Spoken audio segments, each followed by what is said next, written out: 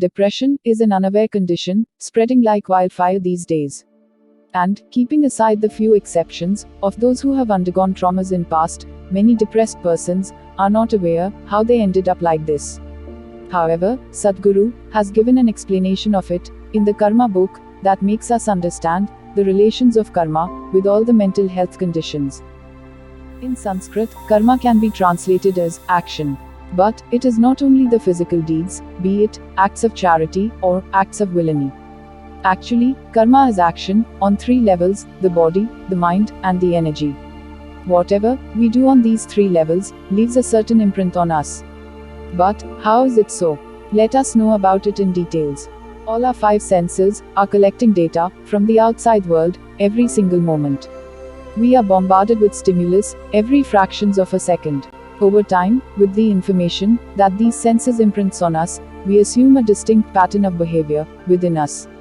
This bunch of hardened patterns, as adults, we name it personality. And we claim it to be our true identity. Now, our personality and tendencies decides how we experience the world, how we react to every situations that is thrown to us. And this decision becomes our karma. Karma is an orientation to life that we have created for ourselves in unawareness. As we are not consciously aware of how we have gained these tendencies in all these years. Most rude and insolent persons has no clue of how they have acquired this persona.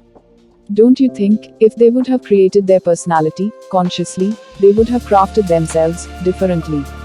Thus, karma is like an old software that we have written for ourselves unconsciously. And once the software is written, our whole system will function accordingly. Based on the information from the past, certain memories will repeat itself and start to haunt us. Now, our life turns habitual, repetitive, and cyclical.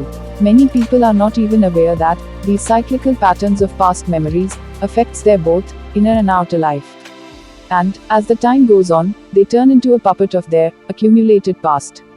These past imprints becomes the blueprint of the unconscious mind. This karmic cycle is really vicious. You must have noticed that, when you were a child, you used to coolly shrug off your difficulties and move on. This ability is challenged by 30. By 45, many things seems to bother you. And, by 60, you find it impossible to pick yourself up, adapt, and move on.